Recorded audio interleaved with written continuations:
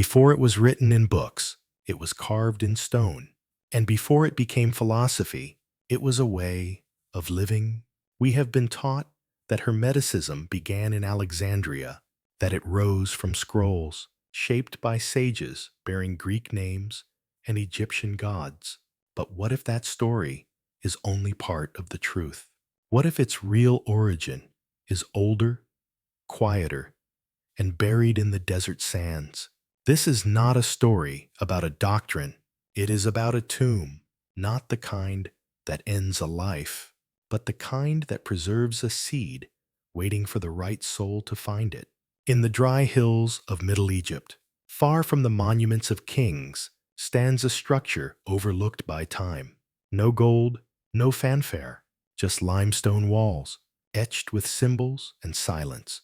It is here that the name Petosiris appears not as a legend, but as a man, a high priest of Thoth, a keeper of sacred order in an age collapsing into chaos. And what he left behind was not a message for his time. It was a blueprint for ours. This is the story of a man who became more than memory, the priest who stood between two worlds and whose quiet presence may have birthed an entire spiritual tradition, not from glory, not from conquest, but from alignment. This is the forgotten beginning of Hermeticism. And today, we return to the tomb, not as tourists, but as seekers ready to listen. There is a moment quiet, ordinary, when a question arrives, not with lightning or revelation, but like a low hum beneath everything. For me, it began on a quiet winter morning. A stack of books beside me, a search engine open, tabs multiplying like branches, and this question, unshakable. What if Hermeticism did not begin where we were told it did? I had read the texts, the Corpus Hermeticum, the Asclepius, the Kybalion. Each offered wisdom like glimmering fragments, but something always felt missing. Not wrong, just incomplete, as if I were looking at the reflection of a mountain, not the mountain itself. That morning, I paused on a line describing Hermes Trismegistus as thrice great, a legendary figure, a synthesis of Greek and Egyptian thought, a noble myth. But myths, if you sit with them long enough, begin to unravel, not to disappear, but to reveal. Something in me stirred, not curiosity, hunger. It was not long before I found myself staring at the name Petosiris, a priest of Thoth, not a myth, a man. And just like that, I knew this was no longer a research project. It was a pilgrimage of the soul, the calling. At first, the facts were simple. Petosiris lived in the 4th century BCE during a time of upheaval. Persian rule had faded. Greek influence had just begun to take hold. He was a high priest in Middle Egypt, far from Alexandria, far from fame. But something about his story felt personal, like I had met it before. That night, I dreamed of a hallway carved in stone, soft light, symbols glowing, not in gold, but in understanding. And on the far wall, a figure not Hermes, but someone older, quieter. I woke up with the feeling you get when someone speaks your true name, not loud, not even out loud, but deep from within. And that was the beginning of the dream, of the descent, of seeing the pieces again, not as fragments, but as a whole. The discovery. Petosiris had left behind a tomb. That much I learned quickly. But it was not just a burial chamber. It was a teacher, a message encoded in stone. His tomb was built at Tuna el Gabel, a place mostly unknown to the modern world. No towering obelisks, no great temples, but the air there, I would later read, is still, like something is listening. Inside the tomb, the walls are covered in both Egyptian and Greek art. At first glance, this fusion looks decorative. But as I stared at the photos, something deeper began to emerge. This was not imitation. It was intention. Greek muscular forms stood alongside Egyptian ritual postures. Tunics and headdresses The symmetry of Egypt softened by the lifelike gestures of Athens. Two worlds, not colliding but meeting. And I thought, perhaps this was the place where Hermeticism was not written, but birthed, not in theory, in form, in stone, in silence. The way the tomb was constructed mirrored sacred temples, not to mourn, but to transform. The inscriptions did not only speak to the gods, they spoke to the living. They addressed the visitor directly, urging them to walk the way of Thoth. I read that line again and again. Walk the way of Thoth, not follow a religion, not worship a deity, but walk away. It was not about belief. It was about becoming. That was when something inside me broke. The transformation. In the weeks that followed, my relationship to Hermeticism changed completely. I stopped reading it as a system. I began treating it like a mirror, not a mirror of the world, but of myself. What did I believe, really? Was the divine something far above me, or something within, just hidden beneath years of noise and forgetting? Petosiris became more than a historical curiosity. He became a presence, the quiet mentor I never knew I needed. The more I read about his tomb, the more I saw myself inside it, not as a scholar, not even as a seeker, but as someone remembering. I started to walk differently, not metaphorically, I mean physically, in the way I moved through the day, slower, less frantic, more aware. The Hermetic path, I realized, was not about mastering knowledge. It was about mastering attention, the kind of attention that turns dishwashing into devotion, that hears meaning in silence, that sees the divine not in escape, but in alignment. Petosiris had lived during a time when cultures were collapsing. His world was not unlike ours. Empire encroaching, tradition fading, noise rising, and yet, instead of resisting change, he translated the sacred into a new form. He let Greek form carry Egyptian soul. He let the eternal find a new voice. That is not just adaptation. That is devotion, a personal reflection. I do not know if Petosiris foresaw Hermeticism as we know it today. I doubt he ever called it that, but I am convinced that what he built was not a tomb. It was a threshold, a doorway for those who were not looking for beliefs, but for resonance. It reminded me of something I had almost forgotten, that the divine does not need to be understood. It only needs to be recognized. And in that moment of recognition, the self begins to change. It is not loud. It is not dramatic. It is not even visible from the outside. But inside, something real begins to shift, and it never goes back. The lesson Petosiris taught me without speaking, that beginnings are rarely where we think they are. They are hidden in silence. They wait for the one who will notice. And Hermeticism, at its root, is not the product of brilliant minds in Alexandria. It is the survival of a sacred path, carried through chaos by those willing to live it quietly. It asks nothing from you except this: live as though the divine were real. And watch what happens. In the next part of this journey, we will step inside the tomb itself, not to analyze it, but to feel it. Because Petosiris did not leave behind a theory. He left a temple. And when you walk into that temple, even through words, you walk into something ancient that still remembers you. And maybe, just maybe, you begin to remember it too. The first time I saw a photo of the tomb at Tuna El Gabel, I didn't feel awe. I felt stillness. No grandeur, no gold, just weathered stone, etched with time. And yet, I could not look away. It was not beautiful in the way we're taught to seek beauty. It was sacred in the way silence becomes sacred. When everything loud in you finally goes quiet, there was something about it that did not shout, but waited, like a teacher who only speaks when you are truly ready to listen. That's when I realized this was not just a tomb. This was a text, a living one, written not in language, but in layout, in symmetry, in stillness. And if I wanted to understand Hermeticism not as a philosophy, but as a way, I had to step inside this space, the threshold. Tuna El Gebel lies far from Egypt's grand temples. No pyramids here, no sphinxes, just sand and the wind. Most travelers skip it. They go where the stone screams its majesty. This place only whispers, and yet it is here that something began, something without a name, something that may have planted the first seed of Hermetic thought. Petosiris's tomb stands modestly among the hillside. From the outside, it almost disappears into the land. But inside, that's where the teaching begins.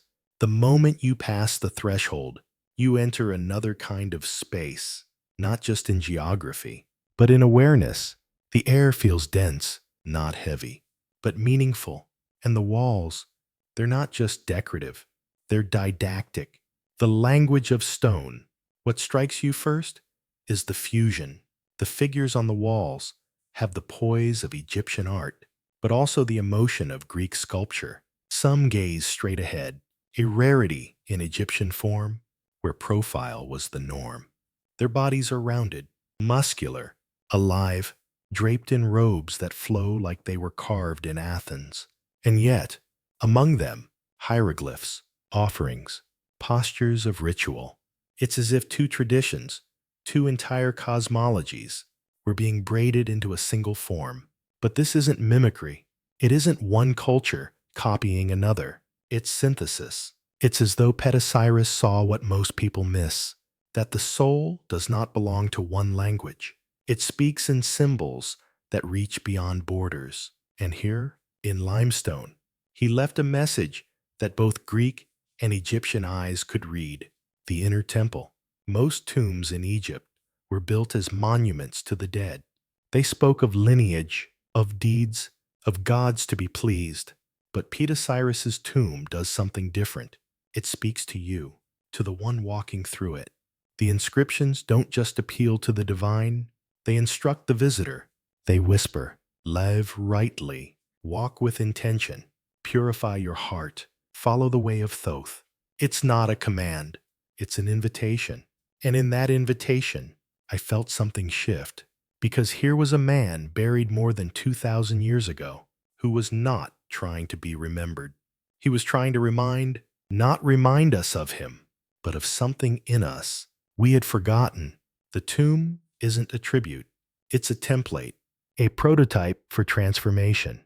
It's built like a temple because it is one, a sacred space where the soul can rehearse its return. The invisible curriculum. There's a term used by educators, the hidden curriculum. It means the things you're taught without ever being told. The tomb of Petosiris is the same. You don't need to read hieroglyphs to be affected.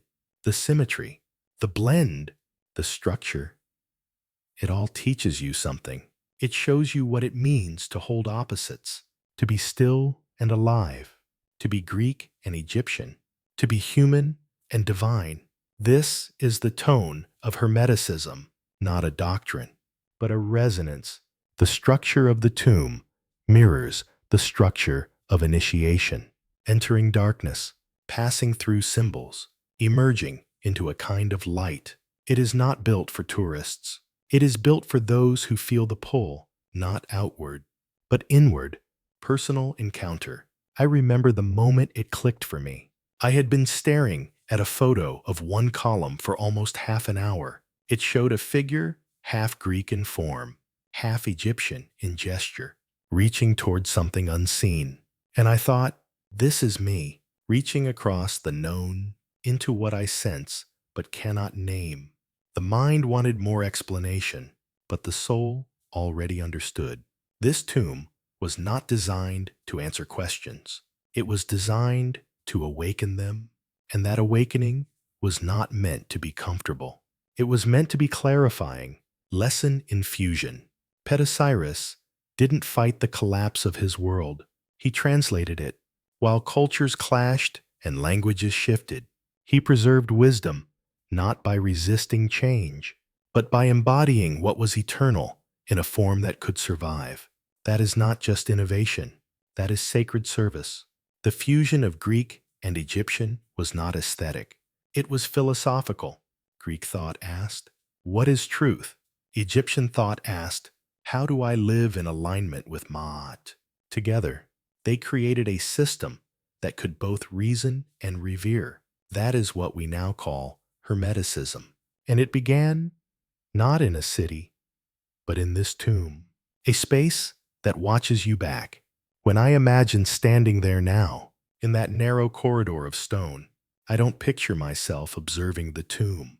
I picture the tomb observing me, because places like this are not passive. They hold memory, they hold presence, and if you're open, they also hold mirrors. The walls do not say, "Look at history." They say, "Look at yourself." And in that looking, you begin to see your own duality, your own potential, your own unfinished myth. In the next part of this journey, we will look more deeply at the fusion inside the tomb, not just as history or aesthetics, but as a sacred formula. Because the way Petosiris brought Greek and Egyptian thought together was not about survival, it was about transmission. He wasn't just preserving old wisdom, he was planting it in stone for the future to find. And now, we are the future. There are moments in life when the eye sees but something deeper begins to recognize, not with logic, but with something older, a remembering. That is what happened to me when I truly saw the art inside the tomb of Petosiris, not just observed it, not just labeled it as Hellenistic or Egyptian, but felt what it was doing. It wasn't just beautiful, it was deliberate, it was alchemical, it was trying to change the one who looked, the surface, and the signal. At first, the art seems contradictory. One figure appears stiff and formal arms raised in the timeless gesture of Egyptian offering. Beside it, another figure moves, breathes, gestures as if mid-thought. Its tunic clings to the skin with a softness that could only have come from Greece. I remember thinking, how can these two visual languages coexist without conflict? Egyptian art was sacred geometry, symbolic, eternal, no emotion, no illusion of movement, only divine constancy. Greek art was the opposite, emotion, anatomy, drama. It wanted to show the moment, it wanted to move, but in Petosiris's tomb, they didn't cancel each other out. They completed one another, and then it clicked. This wasn't a mix. This was a marriage. Alchemy in stone. True alchemy isn't about turning lead into gold. It's about the fusion of opposites to create a third thing, something new, but more complete. That's what I was seeing on the walls. Not a blend for aesthetics, but a formula.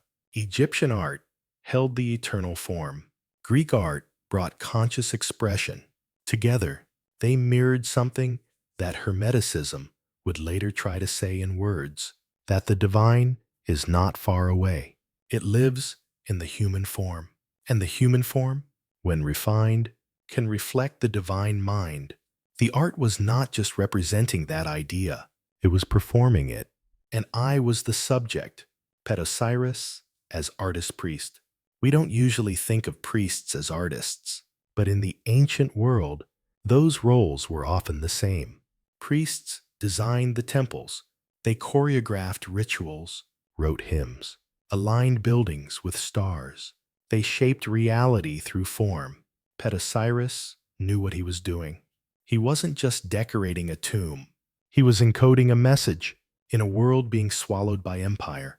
He preserved a tradition not by hiding it, but by disguising it. He wrapped Egyptian wisdom in Greek aesthetics, not as surrender, but as strategy, so that it would survive, so that it could still speak, even when the old language was no longer heard. That's art as alchemy, form as vehicle, image as transmission. What the art taught me, there's a specific panel in the tomb that stayed with me. It shows a group of figures walking in procession. Some wear Egyptian headdresses, others wear Greek tunics. All are moving toward a central figure, holding a scroll. At first, I focused on the clothing, the posture, the detail. Then something shifted. It wasn't about what they wore. It was about what they carried. Every figure, regardless of style, was in alignment, not in position, but in purpose. They were walking toward knowledge, toward the transmission of wisdom, and I felt something stir inside me, like a whisper. This is your story too. We all carry fragments, pieces from cultures, memories, lives we can't quite place, and sometimes our work, our real work, is not to choose one side, but to fuse what we've inherited into something living. That panel wasn't just art. It was instruction. It showed me what it means to walk the Hermetic path, not by rejecting what no longer fits, but by transforming it into what can endure. The purpose of sacred fusion. In the modern world, fusion often feels like dilution. We mix ideas so fast that none have weight. But Petosiris's fusion was different. It wasn't about convenience. It was about consecration. By bringing Greek form into Egyptian sacred space, he created a third language, one that could carry the sacred beyond borders. He didn't compromise the Egyptian soul. He revealed it through another lens. And in that act, he modeled a core Hermetic principle: as above, so below; as within, so without; as old, so new. A personal realization. One evening, while reflecting on all this, I turned off every light in my room. I lit a single candle, and I opened a sketchbook, not to draw, but to contemplate. I let my pen move without planning. What came out surprised me. A symbol, half circle, spiral, a column of opposing lines. It looked like nothing, but it felt like everything. I realized I was recreating the same impulse, the need to bring together what seemed separate, to make meaning through form, to remember through making. In that quiet hour, I understood something simple but profound. Creation is not the opposite of devotion. It is devotion. And perhaps that is what Petosiris knew, that the sacred is not kept alive by doctrine. It is kept alive by design, fusion as memory. There's one more layer. This fusion, Egyptian and Greek, was not just an artistic statement. It was a memory device. The Greeks called it anamnesis, the soul's remembrance of its divine origin. Petosiris didn't just leave behind a record. He left a mnemonic, a structure that triggers memory, a space that reawakens recognition. And recognition is more powerful than belief. Belief can be argued. Recognition changes you. It was in this fusion of art forms that I began to recognize myself, not as someone seeking truth, but as someone remembering it. Lesson for the present. We live in fragmented times. Cultures compete, traditions fracture, identity splinters, but Petosiris offers another way, not to resist change, not to cling to one truth, but to embody what is eternal, in whatever form will let it live. That is the essence of Hermetic art. It's not nostalgic. It's not stuck in one era. It is a language of transformation, a form of prayer carved into form. And it still speaks to those who are willing, not just to look, but to see. In the next part of our journey, we will turn to the voice beneath the stone, the actual teachings carved into the tomb, the way of Thoth, not a religion, not a doctrine, but a living path, one that begins in reverence and ends in revelation. Because the art may draw you in, but it is the wordless wisdom that will change you. And Petosiris, he knew that. He didn't just leave beauty. He left a way forward. There's a point on any path of awakening when beauty is no longer enough. You've admired the art. You've felt the presence, but something inside you whispers, now what? What do I do with this recognition? Where does it lead? That's where the way of Thoth begins, not as a theory, not as belief, but as direction, as something to walk step by step, day by day. Inside the tomb of Petosiris, the art speaks to the eyes, but the inscriptions, they speak to the soul. The voice beneath the stone. I remember the first time I read a partial translation of the tomb's wall text. It didn't sound like scripture. It didn't issue commands or threaten consequences. Instead, it said things like, purify your heart, walk in truth, live in reverence, simple phrases. But they stayed with me. These weren't just moral instructions. They were alignments, inner tunings, like a stringed instrument being slowly brought back into harmony. And that's when I began to feel it. The way of Thoth isn't about worship. It's about coherence. It's a pattern for the inner world, written in the language of the eternal. The moral architecture. In many ancient systems, morality was tied to social order rules to control behavior. But this was different. The morality carved into Petosiris's tomb wasn't rooted in obedience. It was rooted in resonance. To live truthfully was not to obey a law. It was to come into tune with something larger than yourself, something that didn't demand, but invited. This is why Thoth, the deity Petosiris served, is not just a god of writing. He is the god of cosmic order, of truth, of balance. He records what is, not what should be. To walk his way is not to please him. It's to become like him. That distinction changes everything. Living in alignment. There's a phrase from the tomb that struck me deeply. The heart that speaks truly is lighter than the feather of Ma'at. Not lighter metaphorically, lighter in weight. In the Egyptian Book of the Dead, the soul's heart is weighed against the feather of truth. If it is heavy with deceit, resentment, selfishness, it cannot pass on. But Petosiris's tomb suggests something deeper, that we don't wait until death to be weighed. We are being weighed now by life itself. Every moment is a test, not of morality, but of alignment. When you speak in truth, your body knows. There's less tension. Your breath comes easier. There's a peace in the chest that no achievement can replicate. This is not superstition. It's inner physics. The way of Thoth is not about performance. It's about inner weight, a personal practice. After weeks of studying the tomb's inscriptions, I decided to try something simple. Each morning, I sat in silence for 10 minutes. No music, no breath work. Just this quiet question. Is my heart light? Not. Did I do everything right? Not. Do I feel proud? Just is my heart light? At first, I didn't know how to answer, but my body did. Some mornings, there was a tightness, a heaviness behind the ribs. Other mornings, an ease I hadn't earned, but welcomed. It wasn't about being good. It was about being clear. That clarity, I began to understand, is the essence of walking the Hermetic path. It's not about accumulating wisdom. It's about dissolving the noise between you and what's already true. Mystical technology. We often think of technology as metal, wire, or code, but the ancients had a different kind. They built technologies of the soul, rituals, geometry, sound, gesture. These were not decorations or superstitions. They were systems designed to move awareness from fragmentation to unity. The way of Thoth was one such system. It combined moral clarity with symbolic practice. It taught that how you move through the world shapes what you become. The way you speak, the way you stand, the way you listen, all of it matters. Because every act either brings you closer to the divine mind or further into distortion.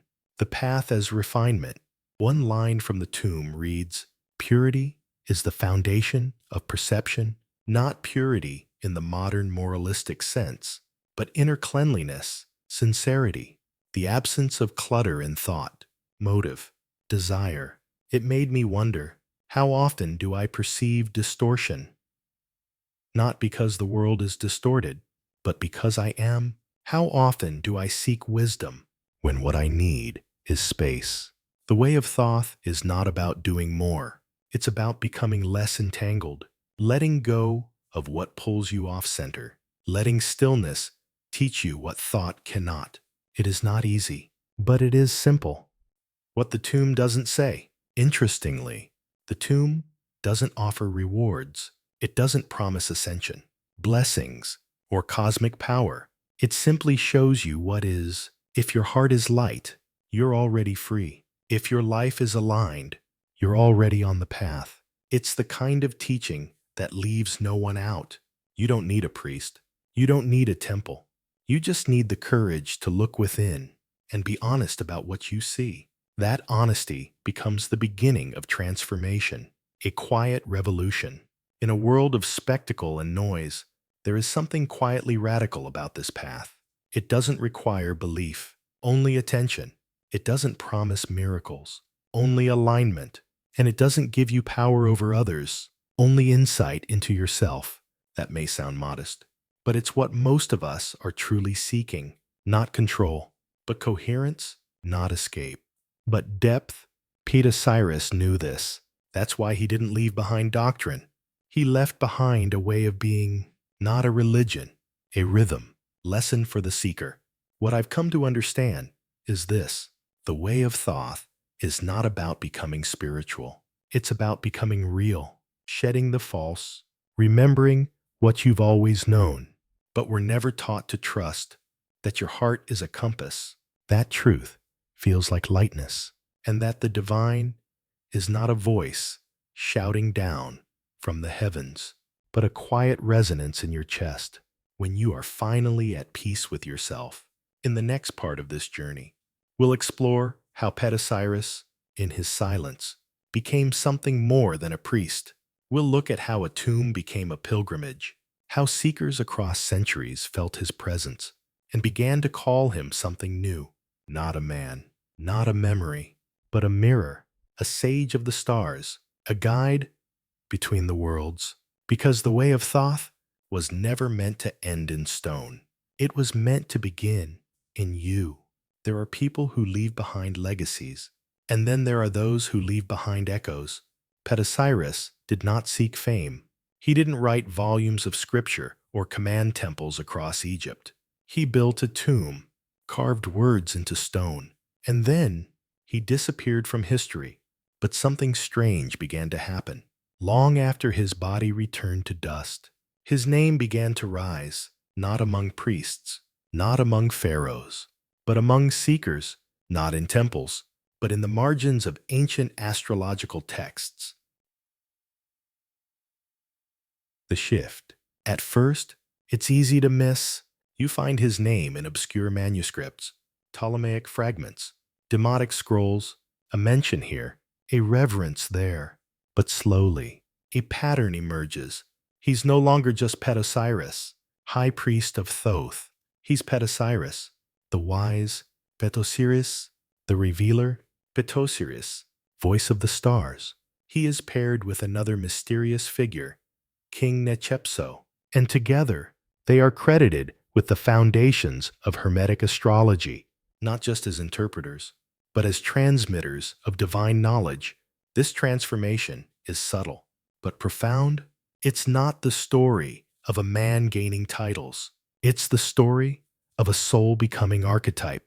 The tomb as portal. What makes this even more remarkable is that his influence didn't spread through temples or teachings. It spread through his tomb. Pilgrims began to visit Tuna el Gebel, not to mourn, but to listen.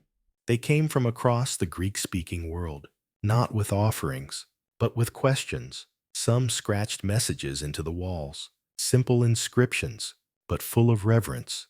They called him Sophos, a wise one. They asked for guidance. They praised his soul for dwelling among the gods. These were not random travelers. They were initiates, mystics, people who believed that the boundary between life and death was thin here, and that something sacred still stirred in the air. I remember my visit. I haven't been to the tomb in person, not yet. But I remember the first time I saw its floor plan, a central hallway, flanked by chambers, balanced, intentional. I traced its outline with my finger on a page, and I could feel the silence that structure holds. There are places that teach you, even when you're not there. Petosiris's tomb is one of them. It doesn't demand anything. but it receives your stillness, like a long-lost name. And in return, it gives something back, not knowledge, but presence. From man to myth, it is in this presence that Petosiris began to shift. From man to something more, he became not a source of history, but a living current of insight. Over centuries, his name became associated with teachings about the stars, the soul, and the structure of fate. In manuscripts from Alexandria and beyond, he is cited as one who received revelations not just about celestial movement, but about the movement of the spirit within those celestial rhythms. He became a translator, not of language, but of divine order, astrology as sacred mirror. What Petosiris helped shape was not the kind of astrology we often see today. It wasn't about fortune-telling. It was about orientation. To know your birth under a certain star was to understand the patterns you carried, not as limits, but as starting points. Fate, in this view, was real, but it wasn't a prison. It was a puzzle, and the purpose of Hermetic practice was not to escape the stars, but to rise through them, to transcend their hold by understanding their language, to ascend. A personal reflection. There was a season in my life when everything felt blocked, not dramatically, just off, like I was moving in a fog I couldn't name. One night, I sat beneath the sky. No phone, no agenda, just the stars. And I remembered Petosiris, his silence, his gaze lifted, not in worship, but in recognition. I whispered aloud, "I'm ready to remember." I didn't expect an answer, but something inside me softened. The stars didn't rearrange, but I did. In that moment, I understood why seekers carved his name into stone. It wasn't to honor him, it was to meet him in that field of inner knowing, where words fall away. The lesson of becoming. Petosiris didn't become a prophet because he claimed it. He became one because he embodied it. He lived aligned. He served quietly. He passed on a code not through speeches, but through presence, and that presence, held in limestone and reverence, became contagious. That's what true spiritual influence is, not force, not volume, but depth. It's the depth that remains long after the name fades. It's the echo that speaks when the mouth has gone silent. He was always a guide. Maybe Petosiris didn't change at all. Maybe we just began to see him more clearly, as our own inner eyes adjusted to the dark. Maybe he was never just a priest. Maybe he was always a bridge, between worlds, between traditions, between the visible and the invisible. The tomb was just the doorway. He was the path, the living thread. This realization has stayed with me. That legacy isn't built from acclaim. It's built from coherence. To live what you know, to serve what is true, to align without needing to be seen. That's the kind of presence that doesn't die. It amplifies. Petosiris didn't chase immortality. He carried the eternal in how he lived. And so he became more than a figure in stone. He became the signal that seekers still tune into without even knowing his name. In the next part of our journey, we'll trace that signal deeper into the stars. We'll explore the astrological legacy Petosiris left behind, the codes, the maps, the cosmic system that didn't just track time. It tracked soul movement, because to those who understood his teaching, the stars were never distant. They were the mirror of your own becoming. And Petosiris, he taught us how to read them. There's a reason the ancients looked to the sky when they sought answers. The stars didn't just shine. They spoke, not in words, but in rhythm, in movement, in the quiet language of pattern and return. And among the early interpreters of this celestial voice was a man whose tomb whispered more than silence. It whispered systems. Petosiris, high priest, silent sage, and, as history unfolded, the unassuming architect of a star-born path. The stars were not just light. To us, stars are distant suns, balls of gas, science, to Petosiris and his tradition. They were mirrors, alive with intelligence, ordered with purpose. Every movement in the heavens reflected movement in the soul. And astrology, true astrology, was never about prediction. It was about participation. The stars weren't controlling you. They were showing you, reflecting what was already stirring inside.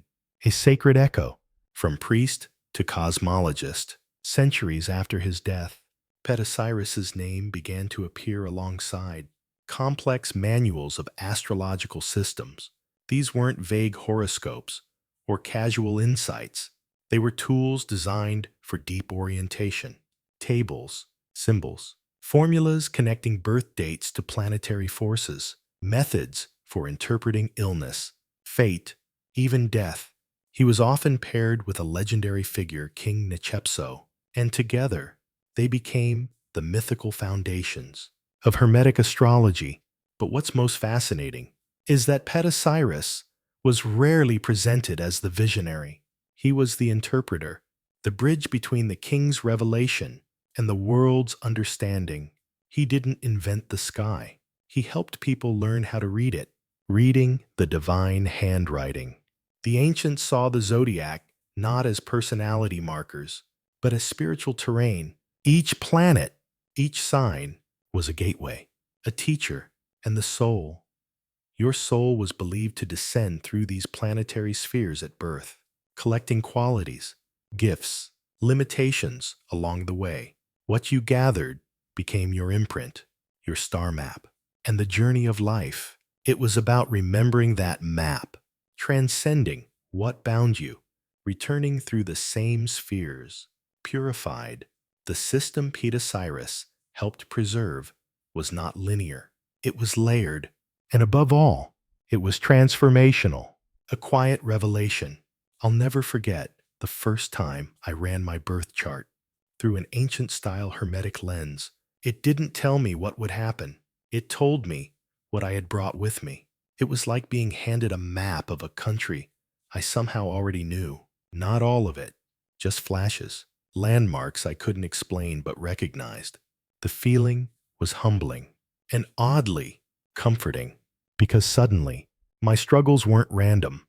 They were currents I was meant to navigate.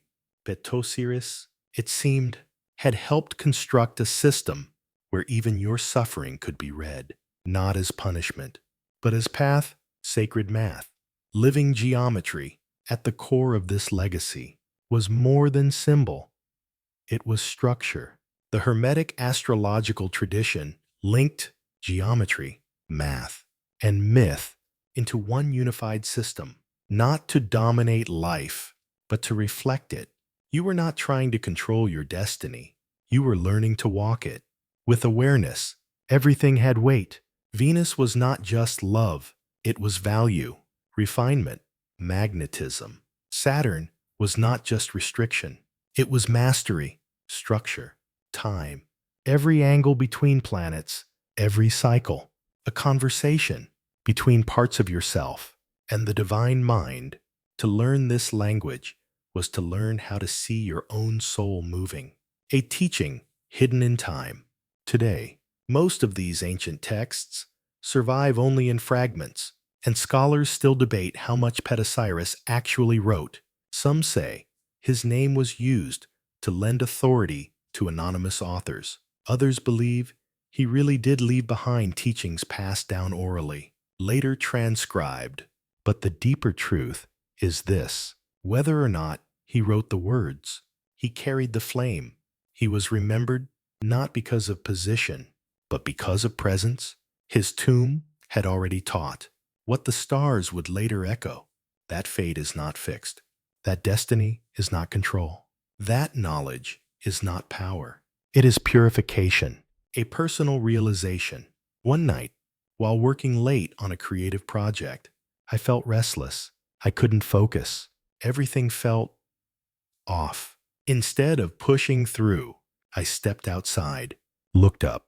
The moon was full, Jupiter close by, and for reasons I can't explain, I felt Petosiris, not as a ghost, not as a thought, but as a presence, as if to say, even the stars rest in their cycles. Why should you be any different? And with that, I stopped forcing. I let go. And something shifted. This is what I've learned from his legacy. The sky doesn't just tell you what to do. It invites you to remember who you are, the sacred choice. In Hermetic astrology, fate is the beginning, not the prison. The planets may imprint you, but you are not their prisoner. You are the alchemist of what they have given you. And Petosiris's role was never to predict your future, but to show you how to rise through it. That is what makes this system sacred. It doesn't promise certainty. It offers clarity, and that clarity changes everything. He was building a compass. Looking back now, I understand what Petosiris left behind. Not predictions, but direction.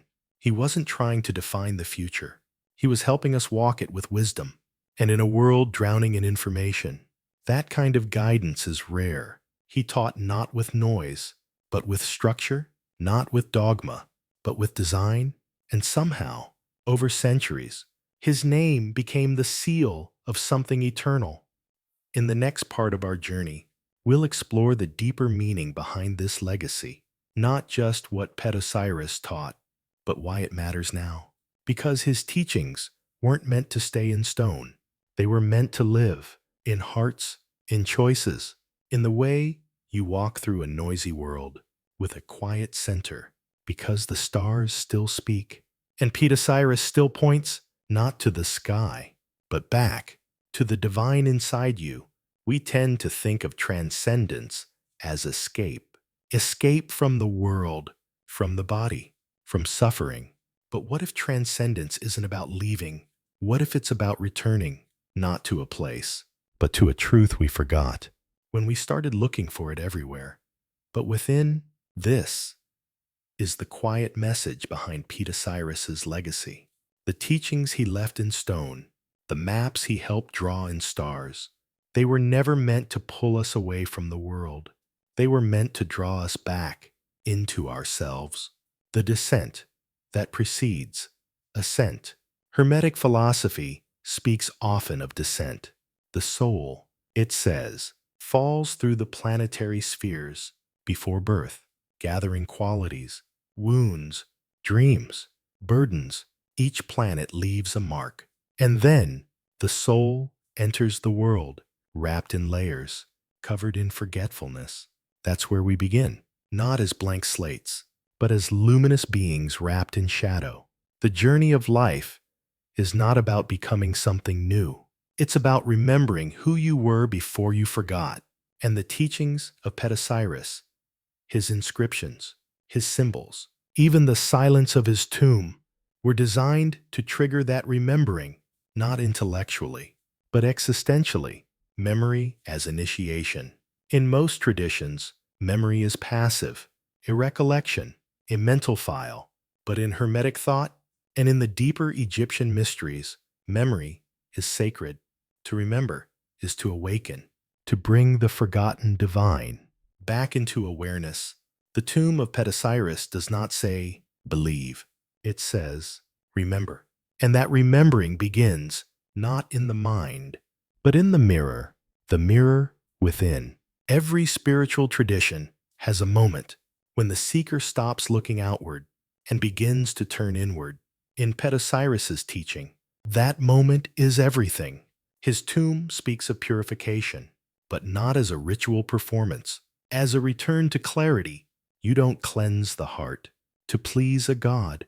You cleanse it so you can finally see clearly, so you can become a mirror of the divine mind, not just reflecting it, embodying it.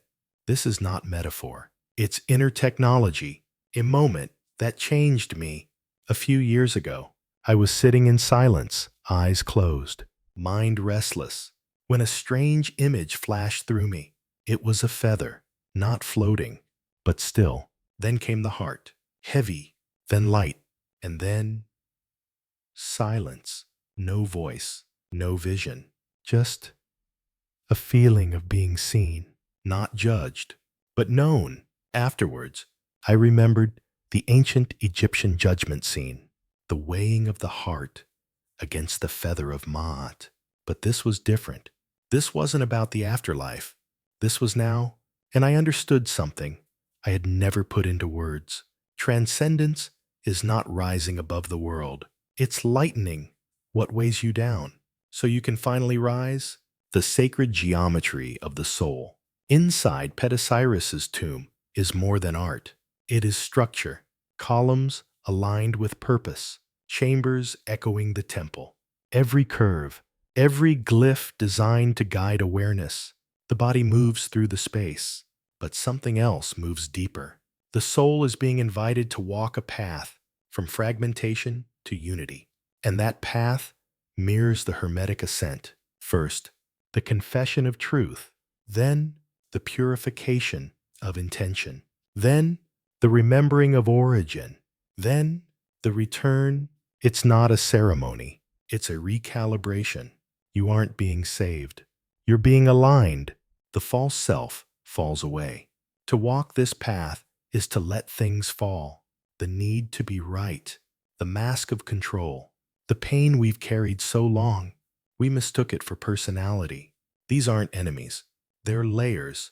And the closer we move toward the center, the more they fall. That's why the Hermetic texts describe the ascent as both cosmic and personal. You rise through the spheres, not by force, but by shedding. Each planetary layer is a gate, not of passage, but of permission. You must be light enough to pass through. Petosiris and the practice of presence. He didn't say it this way, but everything in Petosiris's design points to a single truth. Presence is the first portal. To be here, to be honest, to be clear in your intention. That is the real beginning of the Hermetic path. Not study, not belief, but being, the kind of being that no longer argues with life, but listens to it. That's why the tomb is so silent, because silence is where alignment begins, an invitation to stillness. Sometimes, in the modern world, I feel the weight of too much knowing, too many facts, too many frameworks, too many names for things we've forgotten how to feel. In those moments, I return, not physically, but inwardly, to that chamber in my mind, where Petosiris still waits, not to teach, to witness, and in that inner silence, I remember the path is not out there. It is within, and it begins. The moment you stop trying to transcend and start trying to remember, the mirror is not empty. To gaze inward is not to face a void. It is to meet something timeless, something that doesn't shout, but sees. And when you're ready, it reflects you back, not as you've performed, but as you've become. The divine isn't hidden. It's simply waiting for your life to become clear enough to mirror it. And when that happens, even briefly, you don't feel enlightened. You feel real, not special, but sincere. That's the kind of power Petosiris preserved. The kind that doesn't glitter, but grounds. The path is already in you. The greatest secret is that there is no secret. The teachings you seek have always been sleeping, just beneath the noise of your name. The stars reflect you. The tombs remind you, but only the mirror of your heart can show you who you really are. And once you remember that, the journey shifts. No more seeking, just walking, one breath at a time, with clarity, with reverence, with lightness. In our final part, we'll return to where it all began, not to history, but to meaning. We'll look at why Petosiris matters today, not as a relic of the past, but as a guide for the modern soul. Because in a world obsessed with speed, noise, and spectacle, he reminds us of something quietly radical, that the divine doesn't demand to be found.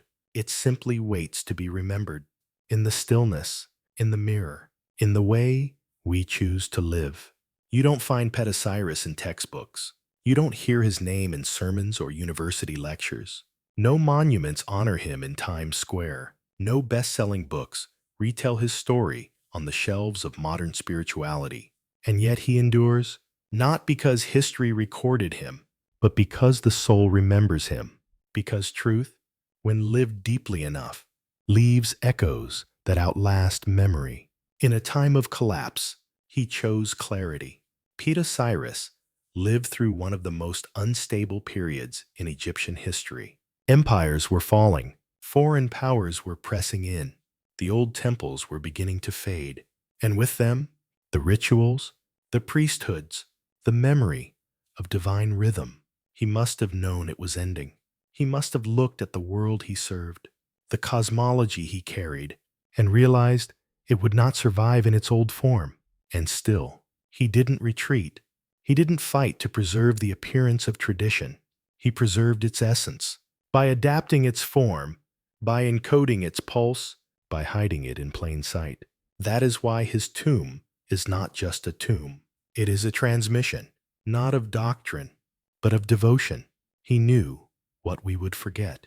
Today, we live in another kind of collapse, not of empires, but of meaning. We scroll past wisdom. We monetize depth. We turn silence into algorithmic space for ads. In such a world, it is easy to believe that nothing sacred remains, that every tradition has been commodified, that every spiritual path is just another brand. But then something finds you, a story, a name, a carved wall in a desert no one talks about, and suddenly you remember there are still echoes beneath the noise. Petosiris is one of them. The power of quiet devotion. What strikes me most about Petosiris is that he never sought power. He didn't build a religion. He didn't claim divine status. He didn't write texts to spread across the world. He lived one life, deeply. He walked the way of Thoth with such coherence, such inner alignment, that his life, simply by being lived, became a bridge across centuries. Not because he shouted, but because he listened. Not because he led crowds, but because he let truth lead him. The relevance is now. We're told we must brand ourselves, scale our message, maximize reach. But Petosiris reminds us, presence is more powerful than performance. If you live aligned, you don't have to convince anyone. Your life becomes a signal, and that signal, quiet as it may be, finds those who are ready. This is not just ancient wisdom. It's a modern survival guide, because in a world spinning faster every day, those who walk slowly, intentionally, honestly, they become anchors. And anchors are what we need now. Legacy without ego. What makes Petosiris' story extraordinary is that he never tried to become legendary. He built a sacred space, infused it with meaning, and let it speak long after he was gone. He trusted silence. He trusted form. He trusted that if the truth was pure, it would survive. That kind of trust is rare. Today, we curate every thought, polish every truth, edit our lives into palatable content. But Petosiris teaches, don't perform truth. Be it.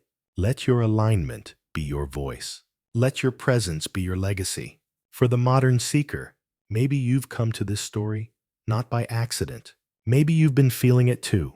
That hunger for something deeper. A spiritual path not made of trends and talking points, but of stillness, structure, and soul. If that's you, Petosiris is not just a figure from the past. He is a mirror for the kind of seeker the world needs now. Not louder voices, clearer hearts, not more followers, more inner followers of truth. He offers a new model, not new as in modern, new as in forgotten. Because before the philosophers debated, before the mystics wrote their scrolls, before Hermeticism became a system, it was a way of living.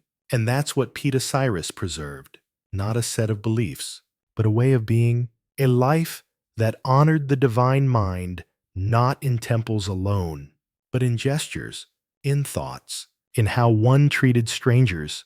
And that's where we begin again. What the tomb still teaches. You don't need to go to Tuna El Gabel to feel what the tomb carries. You just need to walk with reverence, to sit with silence, to listen for the presence inside you that still remembers. That memory is not just yours, it's ours. A spiritual inheritance, one that bypasses culture, creed, or calendar, one that whispers, live lightly, walk true, remember who you are beneath the noise. This is the message etched in stone, and also in the soul. Final reflections. The story of Petosiris isn't just about the past. It's about what's possible now. That one life, lived in integrity, can shift generations. That sacred things don't need protection. They need embodiment. That when we stop chasing transcendence, we start living it in the way we love, listen, and carry light without needing to prove it. Petosiris didn't shout. He became, and because of that, we can too. If you hear this, if something in this story resonates with you, pause, breathe. You don't need to change your life overnight. You don't need to travel to Egypt. You just need to walk with a little more awareness. To remember that every moment, yes, even the small ones, can become sacred when done with intention. Because that's what Hermeticism was always about. Not secrets, but sacred living. And Petosiris, he didn't ask to be remembered, but maybe remembering him is how we remember ourselves. So if you've made it here, to the end of this journey, perhaps it wasn't a story you needed after all. Perhaps it was a mirror, and in that mirror, you didn't just see Petosiris. You saw the part of you that has always been walking quietly, with purpose, with presence, with lightness. Welcome home.